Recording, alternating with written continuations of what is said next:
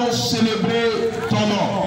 Nous voulons te dire merci de ce que tu as béni encore ce soir, ce quartier de Air France, le quartier de Belleville, pour le soutien que tu accordes aux hommes et aux femmes dans ce quartier, pour ta protection divine. Reçois ce soir, sois avec nous, conduis-nous dans ta faveur, manifeste ton autorité et Seigneur, ta sécurité soit avec chacun de nous. Nous te sommes reconnaissants parce que là où tu es invoqué, là où ton nom est invoqué, tu es présent. Merci pour ta présence, que ton nom soit loué dans le nom de Jésus. J'ai prié. Amen, amen. Amen. Alors bien aimés, frères et sœurs, parents, adorateurs, au nom de Jésus, la grâce du Seigneur soit avec vous. Et ce soir, nous allons parler d'un thème. Alléluia. Amen. Nous allons encore entrer dans la parole du Seigneur. Et je veux parler ce soir de la séduction de l'Église. Satan est en train de séduire. Satan veut séduire. Au fur et à mesure que nous tendons vers l'avènement de notre Seigneur Jésus, de l'enlèvement de l'Église, la séduction est en train de grandir. Et la Bible nous dit, le Seigneur nous dit, ainsi que l'apôtre Paul dit, de faire attention à la séduction. La séduction est ce qui entre dans l'Église, qui entre dans la vie d'une personne, d'un peuple. Et au temps de se rendre compte, on est déjà loin dans le péché, dans le désordre. Et cela est en train de toucher et en train de détruire l'Église, l'image de l'Église est en train de mettre le découragement dans le cœur de plusieurs. Et ceux-là même qui veulent adorer le Seigneur, ils sont découragés, ils sont d'une manière ou d'une autre, oui, découragés, parce que la Bible a dit, avant que le Seigneur ne revienne, la foi de plusieurs, l'amour de plusieurs personnes sera refroidi. À cause de quoi? À cause de situations qui arrivent, des situations qui peuvent intervenir et qui vont intervenir dans la vie de l'Église. Amen. Amen. Aujourd'hui, nous sommes dans la souffrance. Nous sommes dans les difficultés. Nous sommes dans les problèmes. Mais je suis convaincu que c'est possible. Si nous croyons en notre Seigneur Jésus, les problèmes, les difficultés auront leur solution. Depuis que Dieu a créé la terre et Dieu a créé l'homme, l'homme était la proie du diable. L'homme était la proie de Satan.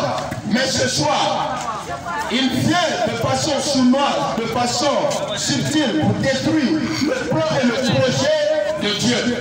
Et cela a commencé depuis le jardin d'Éden. Depuis le jardin d'Éden, nous connaissons l'histoire. Satan était venu sous la forme du serpent pour séduire la femme de cet homme qui a reçu la mission, Adam. Et il a réussi à séduire cette femme. Parce que cette femme a ajouté quelque chose à la parole de Dieu. Elle a été séduite et elle a ajouté à la parole. Elle a ajouté à la prophétie. Et cela a créé le problème. Cela a permis à Satan, le diable, d'entrer dans sa vie et dans le ministère de son mari. Le deuxième problème, grand problème que la terre a, et présentement nous vivons aussi cela, c'est encore l'histoire d'une femme qui a ajouté à la parole de Dieu, c'est-à-dire Sarah. Dieu a fait sa promesse. Dieu a dit que oui, il va donner un fils à Abraham. Un point, un trait. Mais l'impatience de l'homme, l'impatience de l'humanité a amené cette femme à apporter, à ajouter à la parole de Dieu. Parce que quand tu ajoutes à la parole de Dieu, ça devient autre chose. Et cette femme a ajouté à la parole de Dieu en proposant à son mari de prendre sa bonne, Sarah a proposé à Abraham de prendre la bonne qui est Agar, afin qu'Agar puisse lui faire un enfant. Parce qu'elle voit que le temps, elle est déjà vieille, elle est déjà avancée en âge. Mais la promesse de Dieu est la promesse de Dieu. La Bible nous dit, devant le Seigneur, 1000 ans est comme un jour. Alléluia. 1000 ans est comme un jour. Et un jour est comme 1000 ans. Alors nous devons savoir, nous devons comprendre quelque chose. Que le Seigneur est dans sa parole. Si Dieu a dit quelque chose sur ta vie, si cela vient de la part de Dieu, que le temps ne t'influence pas, que ta chair ne t'influence pas. Ce que Dieu a dit, il va l'accomplir. Ce que Dieu a annoncé, il le fera certainement. Alléluia. Mais cette femme a dit à son mari, prends ma bonne. Si ma bonne a fait encore, c'est mon enfant. Mais cela a créé le problème aujourd'hui. Et ce problème demeure. Et ce problème est entre la religion chrétienne et la religion musulmane. C'est Sarah qui a créé ce problème. C'est Sarah qui a ajouté. Et je vais vous dire, toutefois que la femme intervient dans la parole de Dieu pour ajouter quelque chose, cela crée des problèmes, cela crée des difficultés, cela amène les hommes à devenir esclaves du diable. Alléluia. Amen. Gloire à Jésus. Amen. Mais bien aimé, je le dis, et ce soir encore, il y a encore une autre femme qui s'est invitée dans le ministère, dans la royauté, dans la vie de son mari. Et cette femme aussi a apporté le désordre dans la royauté. Mais ce soir, nous allons parler de cette femme, nous allons lire, et nous allons demander à tout et chacun de nous de prêter l'oreille, nous allons faire la lecture. 1 Roi, le chapitre 19, le verset 1 au verset 2. Achab rapporta à Jézabel tout ce qu'avait fait Élie et comment il avait tué par l'épée tous les prophètes. Jézabel envoya un messager à Élie pour lui dire que les dieux me traitent dans toute leur rigueur si demain, à cette heure, je ne fais de ta vie ce que tu as fait de la vie de chacun d'eux. Amen. Amen. Alors nous connaissons cette histoire, beaucoup connaissent l'histoire d'Élie, Élie le prophète et les prophètes de Baal. Alors, nous connaissons l'histoire d'Akab. La Bible dit que Dieu a interdit à ses enfants, à son peuple, de prendre une femme étrangère. Alors, toutefois que les enfants de Dieu prennent une femme étrangère, cela devient un problème, cela devient une situation grave. Alors, le roi Akab est devenu roi et Akab va aller prendre une femme étrangère. Elle va aller prendre une Moabite. Alléluia. Akab va aller prendre une femme étrangère. Et quand il a pris cette femme a amené aussi dans le royaume ses dieux, ses idoles. Parce que cette femme, son père adore Baal. Et son père a amené Akab à adorer Baal. Mais cette dernière même adore Astarté. Astarté que nous appelons aujourd'hui Mamiwata, ou bien Komia, ou bien la sirène des eaux. Cette femme adorait Astarté. Elle a envoyé Astarté dans la maison de Dieu en Israël. Alors, Dieu étant fâché contre Israël, fâché contre la maison d'Akab, Dieu va maintenant ordonner à son serviteur de déclarer qu'il n'aura pas la pluie pendant 3 ans et demi. Et cela s'est accompli. Alors, il est arrivé entre les deux peuples une situation. Les gens ont commencé à s'accuser. Ils ont commencé à s'accuser. accusés mutuellement concernant la situation. Et la Bible nous déclare que ces hommes, ils m'ont accusé Élie d'être celui-là qui trouble le peuple. Élie m'a dit, ce n'est pas lui qui trouble le peuple, mais plutôt c'est Akab qui trouble le peuple. Akab est la maison de son père. Parce qu'ils ont amené en Israël les idoles. Ils ont amené en Israël les adorations païennes. Alors, cette situation va dégénérer. Et la Bible déclare, il est arrivé que dans le livre des rois, que Dieu a dit, maintenant, il faut que tu te présentes à Akab et vous allez compétir, je peux dire compétir. Parce qu'il faut voir entre les dieux lequel est le véritable Dieu. Et le début va être lancé. Ma Bible déclare que Akab a reçu la bonne nouvelle et Akab a allé dire, a annoncé, a rassemblé le peuple d'Israël sur le mont Carmel, là où la compétition, le défi va être relevé.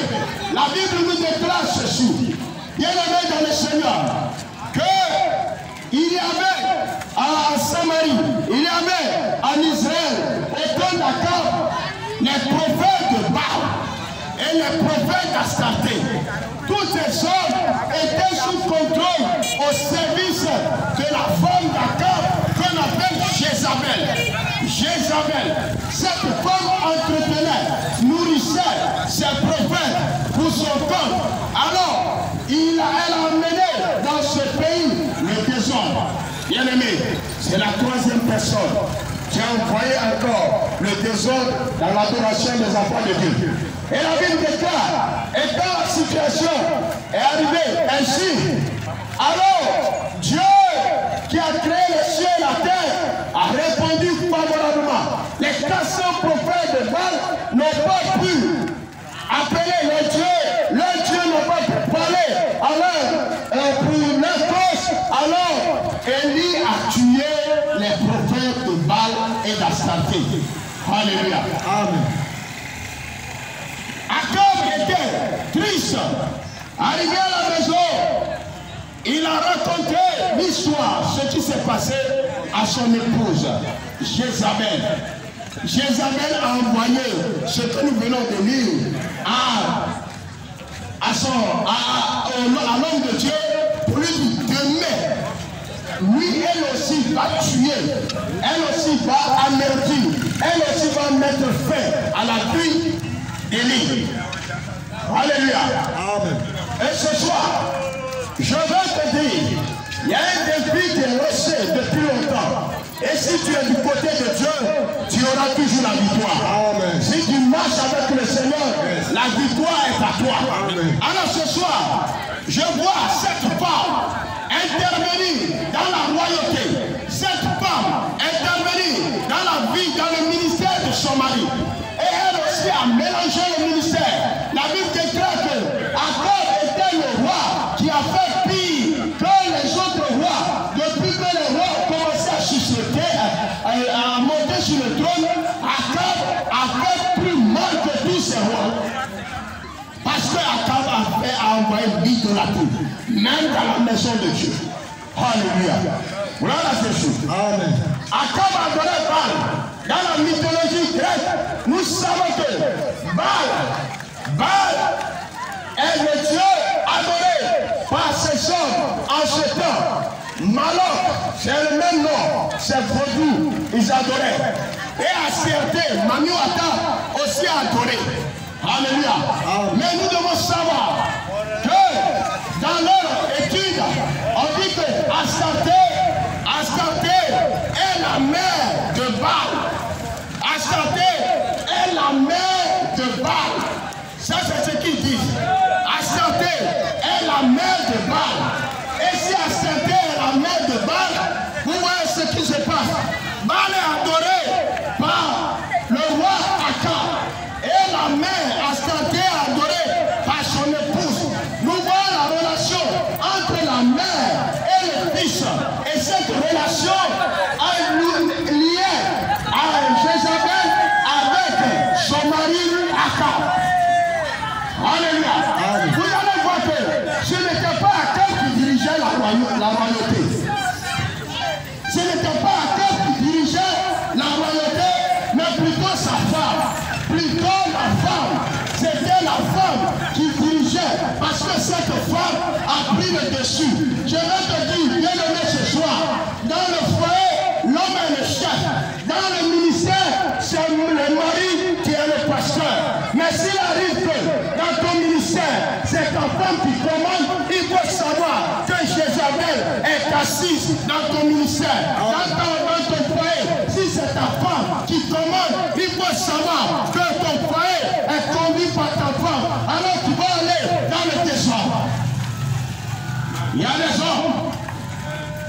Il y a des hommes qui ont laissé le foyer à leur épouse. La femme a sa part de responsabilité dans le foyer, mais elle n'est pas celle qui dirige le foyer.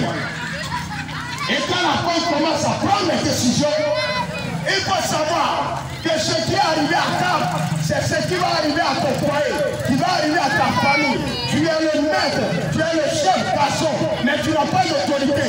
Vous allez voir que c'est la femme qui a pris la décision de tuer, qu'elle va tuer Élie, le prophète de Dieu. Pourquoi ce n'est pas Akab? Parce que spirituellement, oui, Akab est le fils de sa femme. La femme dominait spirituellement son mari parce qu'elle est la mère. Elle adore la déesse qui est la mère de Baal qui est le fils d'Astarté. Donc il ne pouvait rien faire que de se soumettre. Vous allez voir, Akab est celui-là qui a joué le rôle le plus minable. Un roi minable. Mais bien aimé, ce soir, j'appelle à ta conscience, mon frère, ma soeur, dans la maison. Je demande aussi, oui, à ma soeur, à ma maman, quelle que soit ta position sociale, quelle que soit qui tu es, il faut garder la deuxième place pour toi. Il faut garder la deuxième place. Il faut savoir que tu n'es pas la tête, tu n'es pas le chef, et tu ne seras jamais la cheftaine dans le foyer. Tu vas rester toujours à ta position. Si tu as changé de place, le foyer, la famille est renversée, est mélangée. Akab a mélangé sa royauté à cause de sa femme, à cause de son épouse. Mais ce soir, reviens. Et c'est la même chose dans le ministère. Écoutez, il n'est pas obligé que ta femme soit appelée dans le ministère. La Bible dit, la femme est une aide dans le ministère. La Bible n'a pas dit que la femme aussi est appelée ministre. Alléluia. Amen. La femme n'est pas appelée aussi ministre dans le ministère. Mais la femme peut aider le ministre. Ce n'est pas obligé. Alors nous ne sommes pas dans l'entreprise humaine. Où quand le mari est pasteur, la femme aussi est pasteur. Quand le mari est prophète, la femme est prophétesse. Laisse-moi vous dire ceci. Quand cela est arrivé à Akab, quand cela est arrivé à Abraham, quand cela est arrivé dans la vie, oui, de cet Adam, vous avez vu les conséquences. La même chose va arriver. La femme a dit, la femme a toujours une longueur d'avance. Quand la femme veut qu'elle fasse quelque chose, elle fait juste là, parce qu'elle est beaucoup émotionnelle. Tu dois comprendre ceci, bien-aimé dans le Seigneur. Dieu peut utiliser la femme. Je suis d'accord. Mais le sacerdoce appartient à l'homme. Le sacerdoce appartient à l'homme. Le sacerdoce n'appartiendra jamais à la femme. Quand on a demandé à Jésus, pourquoi? Moïse nous a dit, voici ce qu'on doit faire. Si on veut répudier sa femme, si ta femme a commis le péché, alors il faut avoir une lettre pour laisser cette femme. Jésus a dit à ces hommes, il dit cela n'était pas au commencement. Au commencement, il y avait un seul homme et une seule femme. Il n'y avait pas un homme et deux femmes. Donc, ce n'était pas au commencement. Répudier sa femme, tourner le dos à sa femme, n'était pas à l'heure du jour. Si nous voulons faire quelque chose, allons au commencement. Qu'est-ce qui a été au commencement? Ce n'est pas aujourd'hui. Nous allons établir une théologie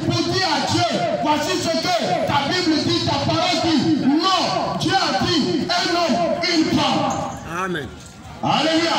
Amen. Un homme et une femme. Et la femme doit s'asseoir à sa place. Quand on dit dans notre jargon, dans nos études, est-ce que c'est toi qui portes le pantalon ou bien la culotte maintenant, cela me dit qu'est-ce que c'est toi qui prends l'autorité? La femme n'a pas le droit. La femme doit marcher dans la soumission. Et quand tu es soumise, tu protèges ta famille, tu protèges ton foyer. Alléluia. Alors Jézabel s'est invitée dans la session de la royauté. Jézabel a capoté la royauté. Quand, oui, Sarah s'est invitée dans la gestion de la prophétie, de la promesse de Dieu, elle a capoté. Car elle s'est invitée d'une manière dans la loi de Dieu, elle a capoté. Si ta femme vient dans la gestion de ton foyer d'une manière, elle va détruire. Si l'église est gérée conjointement avec le pasteur et son épouse, l'église va tomber. Une église dirigée par Jézabel. Mais le Seigneur nous dit, nous ne devons pas laisser la place à Jézabel dans l'église de Jésus-Christ de Nazareth. Alléluia. Alors nous allons lire deuxième écriture ce soir. Nous allons lire dans le livre de 2 Pierre. Nous allons lire dans le livre de 2 Pierre. Le chapitre 2, le verset 15. Oui, nous allons lire. Il est après avoir quitté le droit chemin. Après avoir quitté le droit chemin, ils se sont égarés en suivant la voie de Balaam, fils de Bézor, qui aima le salaire de l'iniquité. Alléluia. Amen. Voici ce que la Bible nous dit. Après avoir quitté la voie, le chemin droit, ne quittons pas le chemin tracé par le Seigneur pour emprunter notre propre chemin. Je vous en prie. Ne quittons pas le chemin tracé par Dieu. Jésus-Christ dit, je suis le chemin, la vérité et la vie. Il n'y a pas deux chemins. Je ne veux pas tracer un autre chemin pour moi. Personne, aucun pasteur. Paul dit, j'ai posé le fondement comme un sage architecte. Chacun maintenant doit trouver cette fondation et bâtir la maison dessus. Alléluia. Amen. Tu n'as pas ton chemin à prendre. Aucune organisation n'a le droit de prendre son chemin. Aucune dénomination n'a le droit de prendre son chemin. Le chemin que nous devons prendre, c'est la parole de Dieu. C'est le seul chemin. C'est la seule foi. C'est la seule vérité. Il n'y a pas deux vérités. Il y a une seule vérité. Alléluia. Amen. Gloire à Jésus. Amen. Tu vas reprendre 2 Pierre. 2 Pierre chapitre 2, le verset 15. Alléluia. 2 Pierre le chapitre 2, le verset 15. Oui. Il dit, après avoir quitté le droit chemin. Après avoir quitté le droit chemin, Ils se sont égarés. alléluia, on parlait d'Israël. Israël, regardez comment Israël a été conduit. Dieu a dit à Israël, alors, aujourd'hui vous allez partir, tuer les animaux, mettez le sang. Alors je vais envoyer l'ange. L'ange viendra, il va tuer les premiers-nés de l'autre côté, mais vous serez épargnés. Et cela s'est accompli. Devant eux, Dieu a marché. Dieu a marché devant ses champs. Dieu a fendu la main en deux. Dieu a fendu pour devant ses enfants aussi le Jourdain. Dieu les a conduits. Mais quand ils sont arrivés derrière, après qu'ils ont traversé le Jourdain, bien aimé dans le Seigneur, quelque chose s'est passé dans la vie du peuple. Alléluia. Amen. La Bible déclare qu'ils ont quitté le chemin de Dieu. Israël a plusieurs fois quitté le chemin de Dieu, mais Dieu est patient et Dieu l'a ramené. Mais ils ont quitté le chemin pour maintenant emprunter la voie, une autre voie, que nous appelons ici la voie, l'égarement, le salaire. Mais ce soir, je veux que toi tu m'écoutes, mon frère, ma soeur, homme de Dieu, servant de Dieu, écoute bien. Comment était au départ ton adoration, ta relation avec le Seigneur? Comment tu marchais, ton attachement avec Dieu? Mais aujourd'hui, où tu en es? Qu'est-ce que tu cherches? L'église est séduite parce que l'argent est devenu, oui, le point focal, devenu ce que les hommes cherchent. L'argent, le bien-être,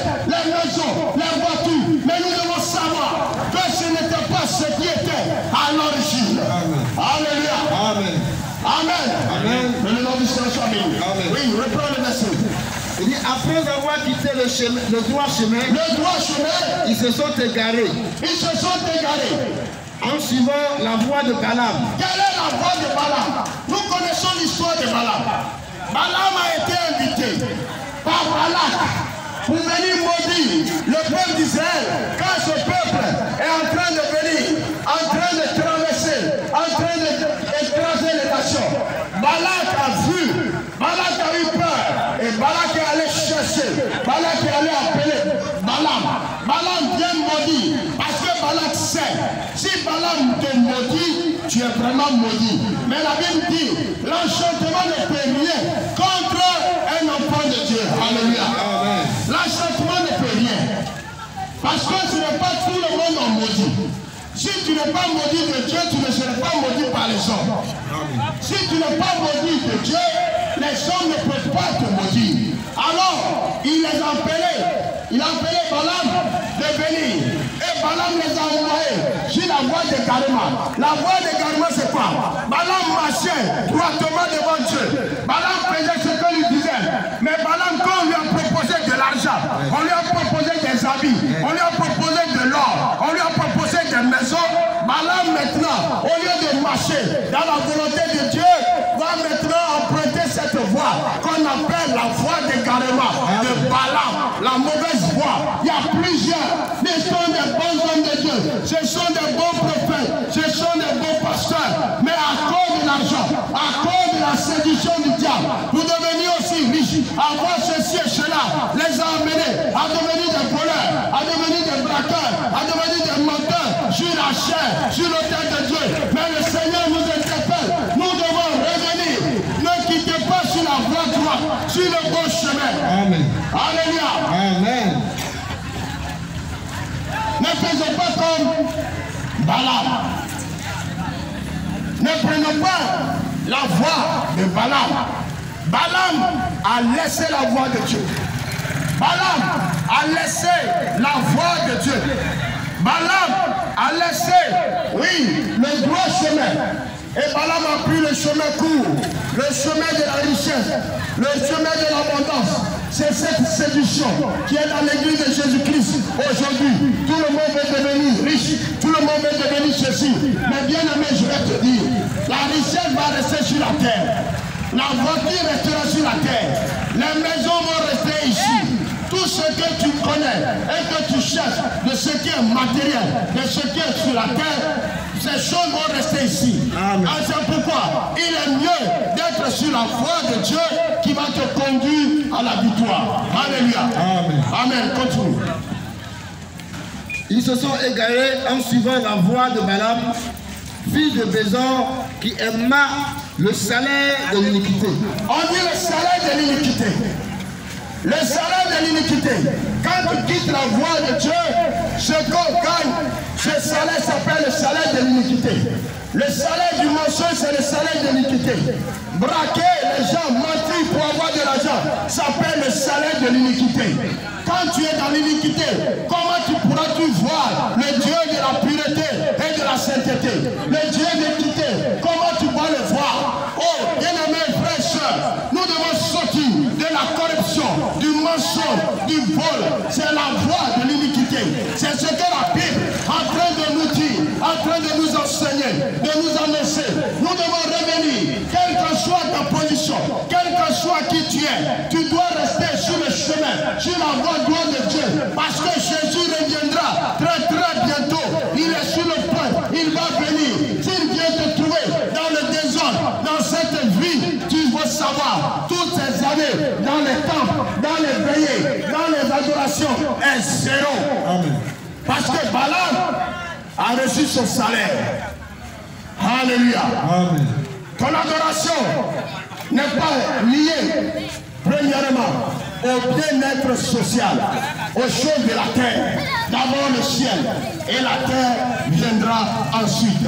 Alléluia. Que le nom du Seigneur soit béni. Et la Bible nous dit, on nous parle de la voie de Balaam, où le salaire de l'iniquité, il y a aussi la voie de Caïn. Dans le livre de Jude, chapitre 1, verset 11, il y a aussi ce qu'on appelle la voie de Caïn. Il y a d'autres sont sur la voie de Balaam, il y a d'autres sont sur la voie de Caïn. Maintenant tu dois voir sur quelle voie tu es. Mais ce que le Seigneur demande, il peut revenir à lui. Alléluia. Amen.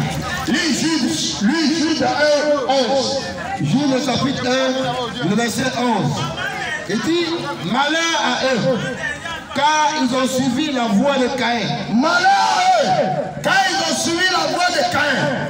Ils se sont jetés pour un salaire dans l'égarement de Balaam. Alléluia. Ils se sont jetés par la révolte de Corée. Amen. Amen. Alors vous voyez, il y a aussi la voie de Caïn. Qu'est-ce que Caïn a fait? À cause de la haine, à cause de la jalousie, Caïn a tué son frère Abel. Nous connaissons cette histoire. À cause du fait que Dieu a accepté, a approuvé, oui, et Abel, plus que Caïn est passé, il a tué son propre frère. Il y a aussi les gens, aujourd'hui, ils sont même dans l'église, ils sont dans cette vie, ils sont là. Si leur frère avance, ils ont la haine pour leur frère, ils sont jaloux. Mais la Bible dit, la Bible appelle cela la voie de Caïn. La voie de Caïn. Si tu es jaloux de ton frère, tu as la haine pour ton frère, tu es celui-là, tu vois ton frère, tu ne veux pas que ton frère avance, ton frère aussi puisse avancer. Tu vois, tu seras appelé, ou bien tu es déjà sur le chemin, sur la voie de Caïn. La voie de Caïn, c'est la voie des meurtriers, la voie des sorciers. Ceux qui mangent la chair humaine sont sur la voie de Caïn. Ceux qui sont dans la jalousie, la haine, ils sont sur la voie de Caïn. Ceux qui n'aiment pas que leur frère évolue, ils sont sur la voie de Caïn. Mais nous savons ce qui est arrivé à Caïn sur le reste de ces jours. Bien-aimé, tu vas à l'église et tu ne te contentes pas de l'avancement de ton frère. Tu es sur la voie de Caïn. Ta soeur s'est mariée. Alors pour cela, tu vas faire la sorcellerie pour détruire le foyer. Tu es sur la voie de Caïn. Yes. Oui, le ministère de ton frère est en train d'avancer. Alors pour cela, au lieu de lui demander comment tu as fait, alors tu es en train de faire le complot. Tu es sur la voie de Caïn. Et ce qui va t'arriver, c'est le jugement de Dieu. Tu vas tourner et tu vas devenir errant. Mais la Bible nous dit ce soir, l'église de Dieu, ne sois pas séduite. Ne sois pas séduite. Mais ce qu'il faut faire, viens à Jésus. Quitte la voie de Caïn, la voie des meurtriers, la voie des méchants, la voie des meurtriers, les gens qui tuent. Oui, il y a le pasteur qui tue le frère pasteur. Et ça, on dit pasteur, mais en réalité, ce ne sont pas des pasteurs. Ce sont les gens qui sont venus faire business. Ils sont venus faire business. Mais ce soir, je t'appelle, bien-aimé, que la jalousie ne soit pas dans ton cœur, que la haine ne soit pas dans ton cœur, que la vérité soit son frontal. Laisse ton frère évoluer, laisse ta soeur évoluer, laisse ton ami évoluer, laisse cette famille évoluer. Chrétien et non chrétien, tu dois laisser, parce que c'est la loi de la nature. Sinon tu vas tuer comme Caïn, tu vas mettre les gens dans la prison. Cette prison, c'est dans ton cœur. Tu as la haine, tu les vois, tu souris, mais ton cœur, dans ton cœur, tu les hais, tu les aimes pas. C'est la voie de Caïn, la voie de Caïn. Quitte sur cette voie. Amen. Et tu seras béni. Amen. Il y a aussi encore une autre voie. Il y a aussi encore ce qu'on appelle la doctrine de Balaam. L'enseignement de Balaam. L'église est séduite aujourd'hui. Les enfants de Dieu sont séduits aujourd'hui, sans savoir, par la doctrine de Balaam. Balaam a fait entrer en Israël sa doctrine, son enseignement. Quand on parle de doctrine, on va parler simplement de l'enseignement. Balaam a essayé, Balaam a tout fait, Balaam a conseillé, Balaam a dit à Balaam, tu dois, voilà ce que tu dois faire pour que le peuple d'Israël puisse tomber dans le peuple. Il y a aussi des hommes, il y a aussi des femmes, il y a aussi des personnes qui ont fait cela et qui sont dans cette voie. Mais ce soir, que le Seigneur te bénisse. Alors nous allons lire l'Écriture dans Apocalypse chapitre 2, verset 14 et le verset 15. Apocalypse le chapitre 2, le verset 14 jusqu'au verset 15. Mais j'ai quelque chose contre toi. C'est que tu as là des gens attachés à la doctrine de Balaam qui enseignait à Balak à mettre une pierre d'achoppement devant les fils d'Israël pour qu'ils mangeassent les viandes sacrifiées aux idoles et qu'ils se livrassent à l'impudicité. Alléluia. De même, toi aussi, tu as des gens attachés apparemment à la doctrine des Nicolaïtes. Amen. Amen. Amen. Alors nous allons reprendre ce passage doucement, doucement. Et écoutons ce que la Bible nous dit. Apocalypse chapitre 2, le verset 14 au verset 15. Oui. Mais j'ai quelque chose contre toi. Jésus dit, c'est Jésus qui est en train de parler. Jésus dit, j'ai quelque chose contre toi. J'ai quelque chose contre toi. Si Jésus qui te dit, il dit qu'il a quelque chose contre toi, l'église de Dieu. Il dit qu'il a quelque chose contre toi, enfant de Dieu. Il doit te saisir. Il dit, j'ai quelque chose contre toi. Oui. C'est que tu as là des gens attachés à la doctrine. Tu as chez toi les gens attachés à la doctrine de Balaam. Dans ton église, il y a des gens attachés à la doctrine de Balaam. Tu as chez toi des hommes attachés à la doctrine de Balaam. Ils sont là dans le but de faire business, dans le but de chercher de l'argent. Leur souci, c'est l'argent, l'argent, l'argent. Non, bien aimé, le message apostolique, ce n'est pas que tu vas voyager. Le message apostolique, ce n'est pas le visa. Le message apostolique, ce n'est pas que tu vas te marier. Le message apostolique, ce n'est pas que tu vas avoir d'enfants. Si tu n'es pas marié, si tu n'as pas d'enfants, et bien aimé, tu es mort. Le Seigneur ne te dira pas pourquoi tu n'as pas fait enfant et puis tu es venu au ciel. Alléluia. Amen. Il ne va pas te poser cette question. Mais la doctrine de Balaam consiste à emmener les gens à ne pas marcher dans la volonté de Dieu, à chercher seulement le bien-être sur la terre, courir derrière tout ce qui est charnel, tout ce qui est de la terre. Mais la Bible nous dit, j'ai quelque chose, j'ai quelque chose contre toi, il y a quelque chose qui est chez toi que je n'aime pas, c'est qu'il y a des gens, il y a des gens dans ton église, il y a des gens dans ton église où bien tu as constitué un groupe. Et tout ce que vous savez faire et vous voulez faire, c'est l'argent. L'église d'argent, l'église de la prospérité, l'église du bien-être, l'église, tout ce qui est fait. L'argent, on vend de l'eau, l'argent, on vend de l'huile, l'argent, on vend le sel, l'argent, on vend bougie, l'argent, tout est l'argent. Non, bien aimé dans le Seigneur. Le Seigneur est grand, il est puissant et son amour est avec toi. Oui, mon frère. C'est que tu as là des gens attachés à la doctrine de Balaam. À la doctrine de Balaam. Qui enseignait à Balak à mettre une pierre d'achoppement. Oui, Balaam a enseigné à Balak de mettre une pierre d'achoppement. Balaam a enseigné Balak de mettre une pierre d'achoppement devant les enfants de Dieu. Il y a aujourd'hui les hommes qui mettent des pierres d'achoppement, des obstacles devant les enfants de Dieu. Devant les enfants de Dieu, ceux qui veulent marcher dans la volonté de Dieu, on met des cales, on met des obstacles devant ces hommes. Balaam a fait cela. Et ce qu'il a fait, nous allons écouter et nous allons comprendre. Et si tu es dedans, la Bible te dit, Seigneur te dit, je hais cela. J'ai quelque chose contre toi dans ce domaine. Oui. Pour qu'ils mangeassent des viandes sacrifiées aux idoles. Pour qu'ils mangeaient des viandes sacrifiées aux idoles. Et qu'ils se livrassent à l'impudicité. Ils se livraient à l'impudicité. Comme aujourd'hui, tu vas écouter, on dit nous sommes au temps de la grâce. Au temps de la grâce, même si tu as péché, Jésus est déjà mort pour toi. Alors, il n'y a plus de condamnation. Écoutez-moi, je vais vous dire, si Jésus est mort à cause des péchés, et toi tu commets le péché, alors pourquoi il est mort alors? Sa mort est zéro. Il est mort pour rien.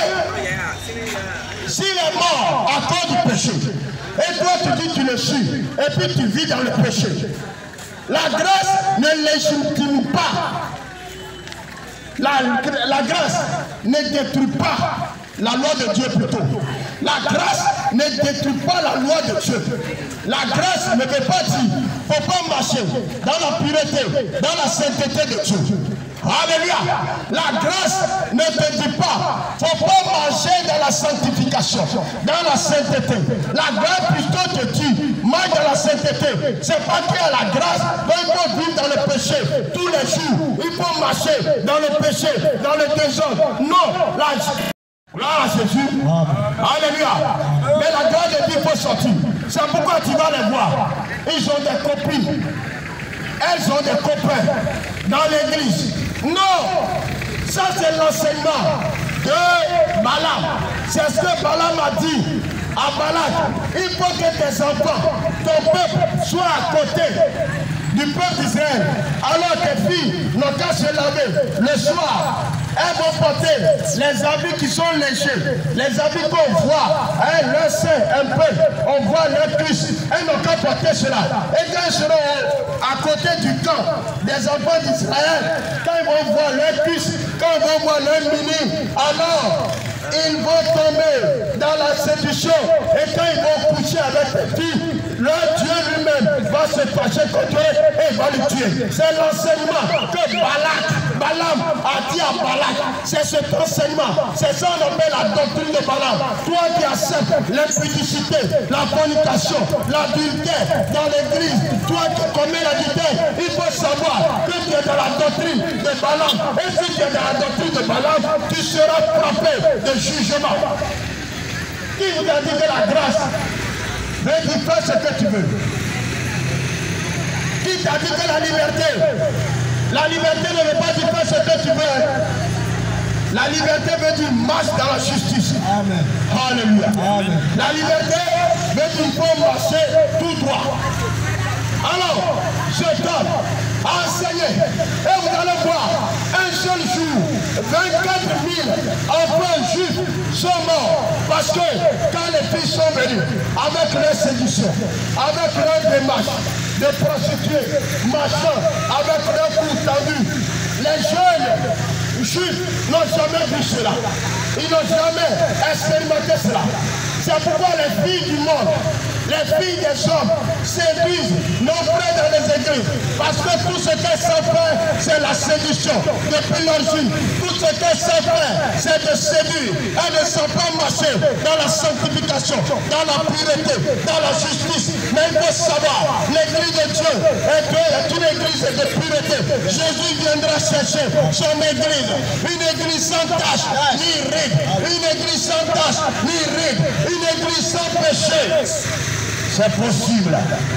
Alléluia. Amen. Si tu es dans la doctrine de Balaam, tu as 2 femmes, 3 femmes, bien aimé. Si tu es dedans, avant de venir à l'église, le Seigneur te dit, reste comme ça. Mais tu n'as plus le droit d'ajouter. Et si tu n'avais pas ça, et tu es venu à l'église, tu as le droit de prendre seulement une. C'est fini. Gloire à Jésus-Christ de Nazareth. Alléluia. Alors la doctrine de Balaam, nous allons voir. La doctrine de Balaam consiste à amener les enfants de Dieu à manger partout, les viandes sacrifiées, à manger des choses qui ne sont pas pour la gloire de Dieu, à vivre une vie de trésor. Oui, tout partout, ils sont là-bas. Mais le Seigneur appelle l'église de Dieu, l'église de Jésus-Christ, soit prête. Jésus, regarde, les hommes de ce monde, les habitants de la terre, écoutez, ne marchez pas comme des animaux, marchez comme des hommes intelligents, des êtres qui ont reçu l'Esprit de Dieu pour connaître Dieu, marchez dans la victoire, cherchez Dieu, parce qu'il fait jour et les jours beaucoup avancés. Jésus revient, il viendra chercher son église, qui est dans l'église de Dieu. Il faut partir avec l'église. Il faut partir avec l'église. Alléluia. Amen. Gloire à Jésus. Amen. Amen. Amen. La doctrine de Balaam. Aujourd'hui, il y en a des églises de Balaam. des églises de Balaam, où les enseignements sont basés sur la chair, sur n'importe quoi. Mais je te demande, bien-aimé dans le Seigneur, comme ton regard vers Jésus, en pratique la pureté, la sanctification et la justification. Que le Seigneur te bénisse. Que sa puissante main repose sur ta vie. Alléluia. Il y a la doctrine de Balaam, il y a la doctrine de Jézabel. Jézabel, comme nous avons vu dans le livre de Roi. Alors nous allons lire aussi dans le livre de 1 Roi, l'Apocalypse chapitre 2, verset 20 plutôt. Apocalypse chapitre 2, au verset 20. Oui. Mais ce que j'ai contre toi, Jésus dit, ce que j'ai contre toi, c'est que tu laisses la femme Jézabel, tu laisses la femme Jézabel, qui se dit prophétesse, enseigner et séduire mes serviteurs, pour qu'ils se livrent à l'impudicité, et qu'ils mangent des viandes sacrifiées aux idoles. Alléluia. Amen. Jésus est en train de dire, en train de parler à l'église, en train de parler à toi mon frère. Jésus dit ceci. Nous allons reprendre le verset et nous allons partir encore. Parce que Apocalypse chapitre 2, le verset 20, on nous parle de la doctrine de Jézabel. Jézabel est un esprit. Jézabel était une femme qui avait détruit la royauté de son mari. Jézabel avait détruit Israël. Jézabel aujourd'hui détruit l'église. Jézabel détruit le ministère. Jézabel détruit l'église. Il prescrit, elle enseigne, elle a cet enseignement. Comment les gens vont marcher dans la purée, dans la débauche, dans le désordre. Et ce soir, que le nom du Seigneur soit béni. Oui, mon frère. Mais ce que j'ai contre toi, Jésus dit, mais ce que j'ai contre toi, c'est que tu laisses la femme. C'est que tu laisses la femme Jézabel, qui se dit prophétesse. Écoutez, on dit la femme Jézabel qui se dit prophétesse. Ce qui veut dire qu'en réalité, elle n'est pas prophétesse, mais elle se dit prophétesse. Dieu ne l'a pas fait prophétesse, mais elle s'est constituée prophétesse. Écoutez, je vais vous dire quelque chose. Être un prophète, être un pasteur, être un docteur, ce n'est pas quelque chose qu'on déclare. On voit cela dans la vie de la personne. On ne dit pas que toi tu vas devenir maçon. Un maçon, c'est au pied du mur qu'on voit qu'il est vraiment maçon. Ou bien il est menuisier, ou bien il est électricien. Mais il y a les gens qui se déclarent. Aujourd'hui, il se lève matin, il dit je suis prophétesse, je suis prophète, je suis pasteur, je suis évangéliste, je suis bishop, je suis ceci. Mais on ne déclare pas cela. C'est une vie. Alléluia. C'est un appel. Et un ministère se trouve dans un gouvernement. Et quand tu vois ces prophètes, ils ne sont pas dans ce gouvernement. Le ministère, ils ne sont pas dans un gouvernement, mais ils appartiennent même. Non, ils sont venus dans les affaires. Ils font leurs affaires. Ils sont en train de faire les affaires. Mais c'est toi qui es ignorant. C'est toi qui es ignorant. Mais j'ai dit hier, tu n'es pas obligé d'être esclave de ces hommes. Tu n'es pas obligé. Alors, Jézabel se dit prophétesse. Il y en a plein. Je ne suis pas contre le ministère. Parce que c'est un bon ministère. C'est militaire. Mais elle se déclare prophétesse. Parce qu'on sait que quand on dit ton avenir, les gens aiment qu'on parle de leur avenir, qu'on parle de leur devenir. Alors, il est facile d'être prophète aujourd'hui. Non. La Bible dit hier, c'est Dieu qui suscite les prophètes. Amen. Et quand il suscite les prophètes, c'est tout le dit à péché. Mais aujourd'hui, chez nous ici, il y a plein de prophètes. Mais le péché n'a jamais été signalé. Il y a plein de prophètes, mais ils ne signalent pas. Ils ne prêchent pas le péché. Ce qu'ils prêchent, c'est l'argent. Ce qu'ils prêchent, c'est ton avenir. Quand on voit dans la prostitution, c'est quoi on dit que tu es. L'onction de Dieu chez toi, c'est quitter où? Quelle onction? Quelle onction? Je vais te dire bien aimé dans le Seigneur. Le prophète doit le Le Seigneur annonce aux prophètes le péché de sa nation et appelle sa nation au changement. C'est la mission d'un prophète. La mission d'un prophète n'est pas de regarder que tu as 10 000 de la poche, de venir payer de l'huile, de venir payer bougie, de venir payer ça. Ce n'est pas la prophétie, mais c'est la divination. C'est la divination. C'est ce que chez Isabelle, beaucoup de ces prophétesses, ces soi-disant prophétesses, comme la Bible dit dans l'Apocalypse chapitre 2, verset 20, sont en train de faire. On est en train de t'appuyer sur toi, sur ta connaissance élémentaire. Et puis tu crois que c'est ça. Ma grand-mère fait ça au village. Ta grand-mère fait ça au village. Le sorcier de ton village qui n'a jamais lu la Bible peut dire le devenir parce qu'il est en contact avec les esprits des ténèbres. Alléluia. Mais on y va. Mais ce que j'ai contre toi, c'est que tu laisses la femme Jézabel qui se dit prophétesse. Qui se dit prophétesse. Enseigner et séduire mes serviteurs. Enseigner et son objectif, c'est de séduire les serviteurs. Vous ne les voyez pas. Quand elles sont habillées comme poissons des APF. Elles sont habillées comme poissons des APF. Elles sont scellées dans la vie. Leur corps est dessiné comme poissons des APF. Elles brillent, on dirait poissons des APF. C'est des filles de Jézabel. Ce sont des filles de Jézabel. Et tu vas les copier. Tu vas devenir sirène des eaux. Tu vas devenir fille de Manuata. Parce qu'elles sont remplies de Manuata. Elles sont serrées dans les robes, dans les tissus qui laissent voir leur corps. Jézabel, dans la Bible, Jézabel d'Akab. Est-ce que vous connaissez Jézabel d'Akab? C'est Jézabel d'Akab qui a envoyé sur la terre ce qu'on appelle mettre les phares. La Bible appelle ça phare. Ce que les hommes mettent, les femmes mettent ici là, où il y allait avec les crayons.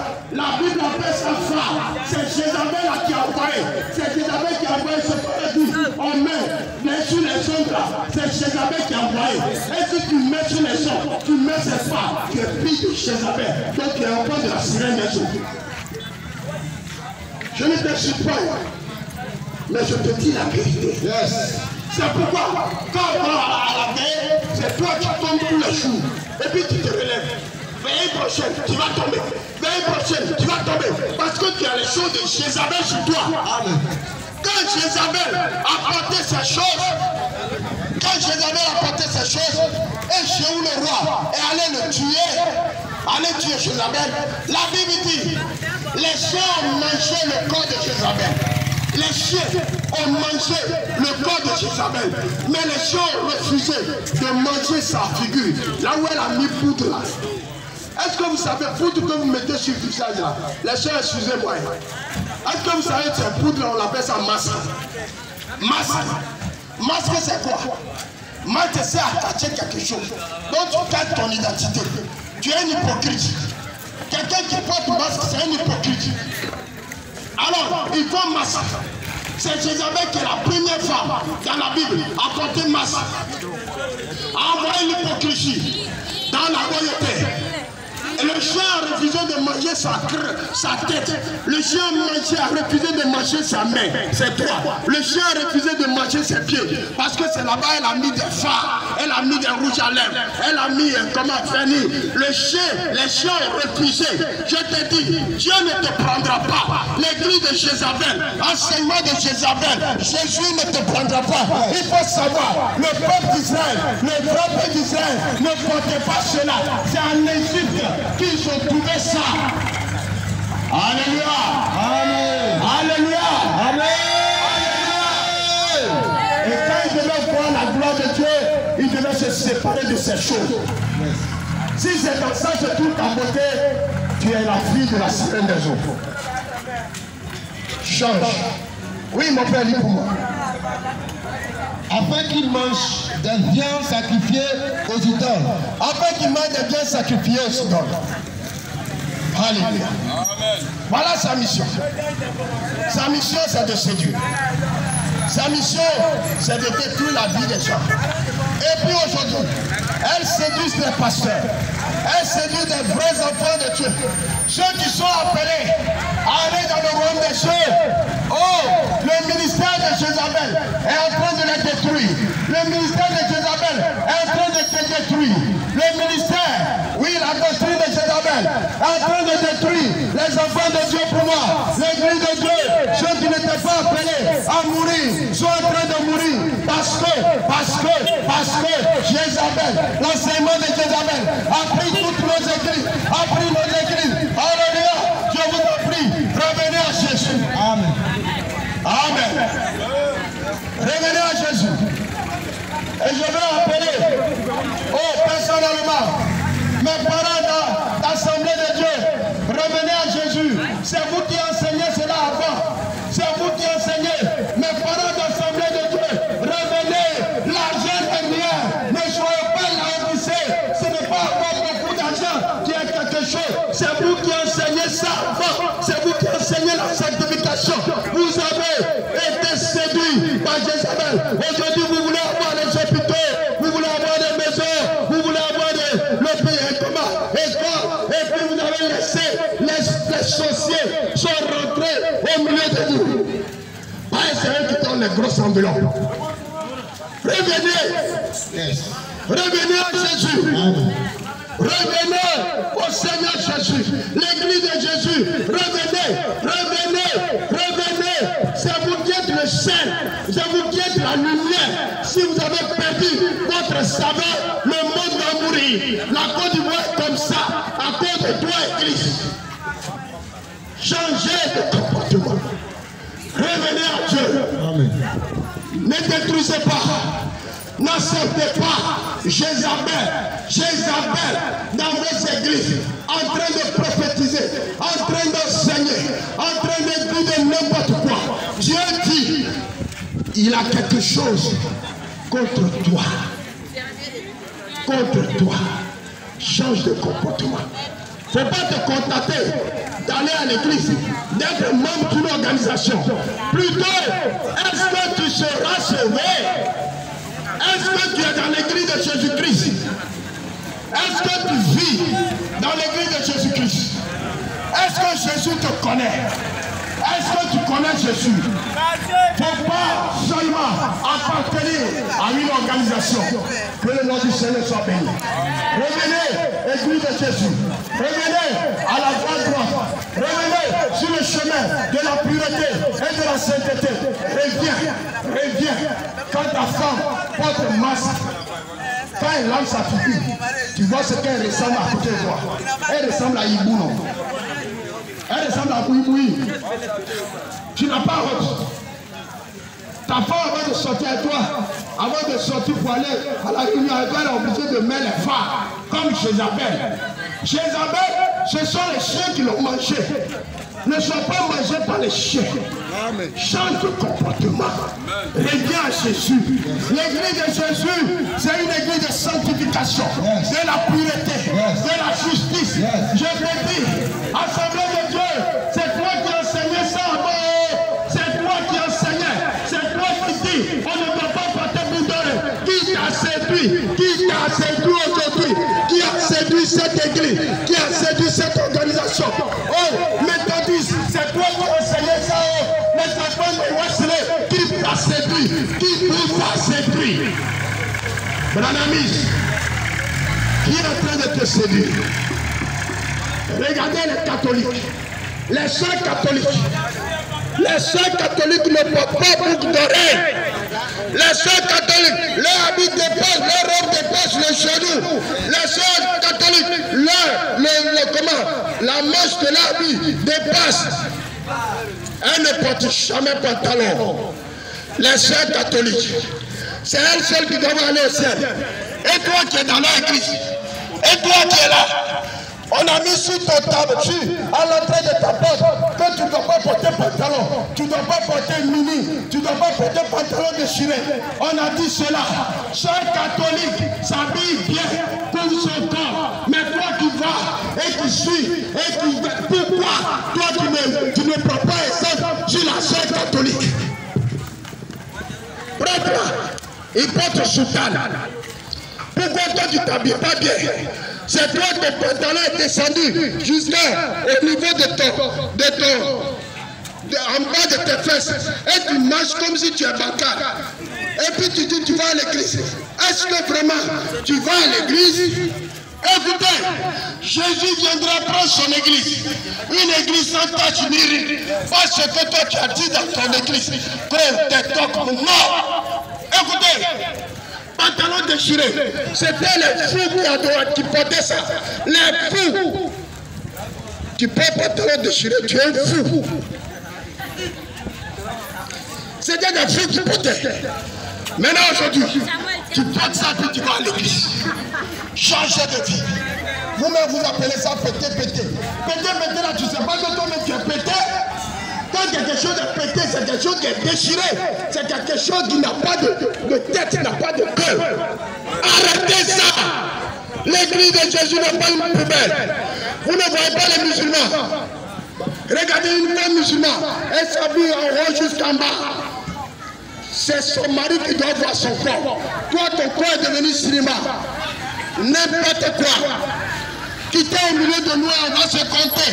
Là, on sait qui est dans l'église de Jésus et qui n'est pas dedans. Alléluia. Que le nom du Seigneur soit béni. Bien-aimés, nous allons lire la parole du Seigneur. Isabelle a détruit la royauté. Jézabel a détruit l'église. Aujourd'hui, mon frère microphone va faire le verset pour moi.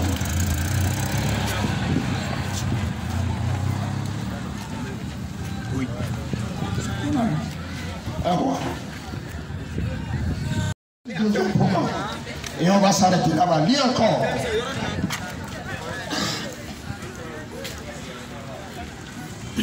Apocalypse le chapitre 2, le verset 20. Mais ce que j'ai contre toi, c'est que tu laisses la femme Jézabel. Ne laissez pas les Jézabel qui se dit prophétesse, enseigner et séduire mes serviteurs pour qu'ils se livrent à l'impudicité et qu'ils mangent des viandes sacrifiées aux idoles. Ce sont des déesses. Je vous en prie, bien-aimés dans le Seigneur.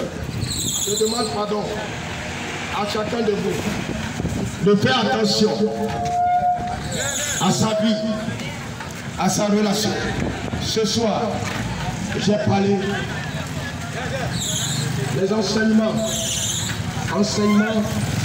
de Balaam. J'ai parlé de la voix de Balaam. Enseignement de Jézabel. De la voix de Jézabel. Qui suit ses voix et tout le regard vers le Seigneur. Je vous dis et j'insiste. Pourquoi les prêtres catholiques portent soutane? Pour faire leur service. Pourquoi les sœurs catholiques portent la robe? Pour ne pas exposer leur corps. Écoutez bien, tu vas aller à l'enfer gratuitement. Pose-leur la question. J'ai posé la question à Saint-André. On m'a dit qu'elles ont opté pour la chasteté. Mais la chasteté, c'est quoi? Et toi, tu n'as pas opté pour la chasteté? Je pose la question à mon frère d'Assemblée de Dieu. Toi, tu nous avais enseigné cela. Quand tu vois les gens d'Assemblée de Dieu de 1980 jusqu'à 90, tu ne verras pas boucle d'oreille dans leurs oreilles. Si j'ai menti, allez à l'Assemblée de Dieu Bethel. Vous allez voir, les enfants du pasteur ne portent pas boucle d'oreille. Demandez au pasteur, pourquoi tes enfants ne portent pas boucle d'oreille? Quand vous arrivez au grand carrefour, à Saint-Koumassi, l'Assemblée de Dieu qui est là-bas, maman pasteur, vous allez voir, elle n'a pas boucle d'oreille. Posez-lui la question, pourquoi elle ne porte pas boucle d'oreille? Elle va vous dire. Et toi, écoutez, derrière moi ici, il y a les gens qui ne portent pas, et d'autres portent. Est-ce que l'église de Dieu est facultative? Tu fais ce que tu veux. Jésus nous appelle et nous interpelle. Venons à Jésus. Donnons notre vie à Jésus pour que notre nation, les hommes, marchent dans la sainteté, dans la pureté, marchons dans la victoire. Le Seigneur est avec nous. Jésus aime la Côte d'Ivoire. Jésus aime les les Ivoiriens. Jésus t'aime. Jésus aime l'église en Côte d'Ivoire. Tout le monde réclame le Seigneur. Acceptons Jésus. Marchons dans ses voies. Pas notre foi. Et que le Seigneur soit avec nous. Amen. Et que Dieu nous sépare. Amen. De tout ce qui est danger. Amen. De tout ce qui est malheur. De tout ce qui est malédiction. Amen. Au nom de Jésus. Alors, je vais prier pour la Côte d'Ivoire, prier pour les Ivoiriens, prier pour le peuple, prier pour le quartier Elville, Air France.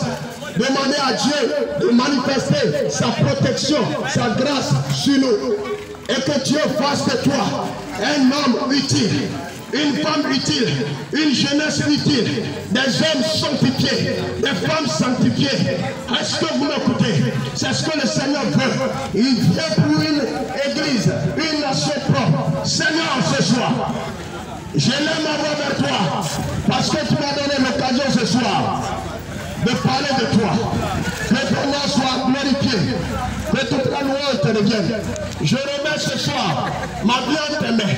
Je prie, afin que ta puissante main et ton autorité reposent sur, Seigneur, notre vie, sur notre nation, sur la Côte d'Ivoire. Et ce que, Seigneur mon Dieu, tu n'aimes pas dans la vie de l'Église, que Jésus-Christ, Seigneur, cela soit ôté. Réveille la conscience des dirigeants, réveille leur vie, donne-leur la paix et le changement. Je te prie, mon Dieu, pour tous les Ivoiriens, Seigneur, apporte-nous le réveil, le changement de conscience, donne-nous la victoire, que ta pureté, ta sainteté se manifeste dans cette nation. Que la corruption et les agents des démons soient totalement vaincus au nom puissant de Jésus. Relève ton église, Jésus, relève l'église de Jésus-Christ.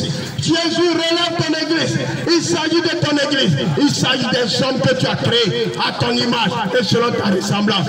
Qui ne soient pas comme des hommes qui ont des yeux mais qui ne voient pas, des oreilles mais qui n'entendent pas, mais que Seigneur, ta parole soit dans le cœur. Bénis-les, souviens-toi d'eux. Je prie pour la Côte d'Ivoire. Je prie pour les autorités, tous ceux qui sont élevés en dignité dans ce pays, le président de la République et tout son staff. Seigneur, garde-les. Tu as dit dans ta parole, le cœur du roi est un courant d'eau en tes mains. Dirige leur cœur, donne-leur la sagesse, l'intelligence, la connaissance. Prends contrôle de la vie. Permets qu'ils soient, Seigneur mon Dieu, sages et qu'ils marchent devant toi dans la victoire. Garde-les, donne-leur la santé, la paix et la sécurité. Que la Côte d'Ivoire soit protégée et gardée. Que tout ce qui est coronavirus et son frère Covid-19, j'ai pris afin que tu éloignes ça de notre vie et de la vie de la Côte d'Ivoire. Que cette force, cette puissance, cette âme puissante, ces ailes déployées sur toute la terre soient vaincues dans le nom de Jésus. Cette nuit, visite les hommes, visite les femmes, visite tout le monde. Donne-leur la sagesse. Révèle-toi parce que tu reviens très très bientôt et que ton nom soit béni. Viens, Seigneur, et que toute la gloire te revienne. C'est dans le nom puissant de Jésus. J'ai prié. Amen, amen. Amen. Shalom. Amen. Je demande, c'est pour rire. C'est pour rire. Je demande à tous les Baoulés. Ils n'ont qu'à aller prendre leurs frères là. Leurs deux frères qui étaient en Chine là. Coronavirus et puis Covid-19 là. Ils n'ont qu'à quitter la Côte d'Ivoire. Vous avez compris, les frères Baoulés. Ah, que Dieu vous bénisse.